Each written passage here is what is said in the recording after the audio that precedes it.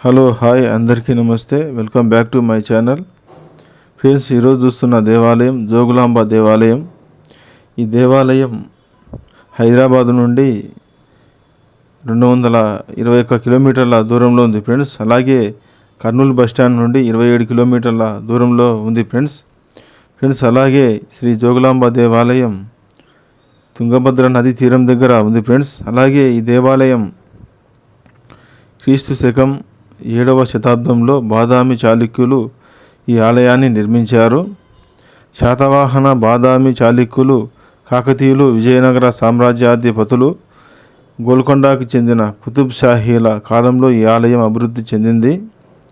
ఈ దేవాలయం ఆవరణంలోనే మనకు నవబ్రహ్మ రూపాలు కనిపిస్తాయి.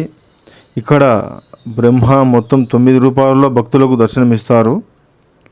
అలాగే దేశంలోనే 18 శక్తిపీఠాలలో జోగులాంబ దేవి 5వ శక్తిపీఠంగా పరిగణిస్తారు.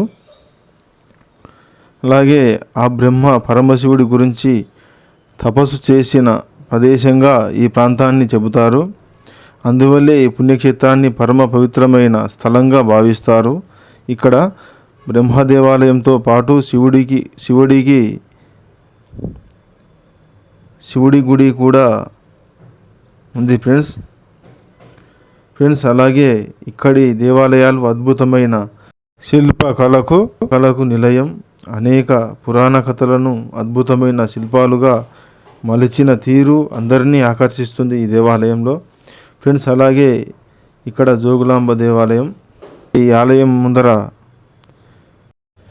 అలాగే ఇక్కడ నాగకన్యల బాయి కూడా ఉంది. చూడండి ఫ్రెండ్స్, ఈ నాగకన్యల బాయి చూసిన తర్వాత కొంచెం ముందుకెళ్తే గనక మనకు ఇక్కడ అద్భుతమైన శిల్పకళకు నిలయం, అనేక పురాణ కథలను అద్భుతమైన శిల్పాలుగా మలిచిన తీరు అందరినీ ఆకర్షిస్తుంది.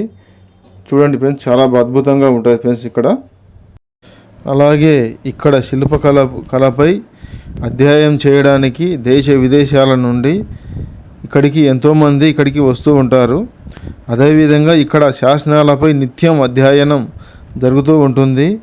ఈ ఆలయాన్ని దర్శించుకుంటే ఉన్న దురదృష్టాలు పోయి అదృష్టం వరిస్తుందని భక్తుల నమ్మకం. నవబ్రహ్మాలయాలలో కుమార, అర్క, వీర, విశ్వ, తారక, గరుడ, స్వర్గ, పద్మ బ్రహ్మ దేవాలయాలు ఇక్కడ ఉన్నాయి ఫ్రెండ్స్. ఇవన్నీ చూడండి ఫ్రెండ్స్. అలాగే మీరు ఈ వీడియో చివరి దాకా చూడండి ఫ్రెండ్స్. ఈ వీడియో మీకు నచ్చినట్టయితే లైక్ చేయండి, షేర్ చేయండి, అలాగే కామెంట్ చేయండి, వీలైతే సబ్స్క్రైబ్ చేయండి ఫ్రెండ్స్. Thank you friends.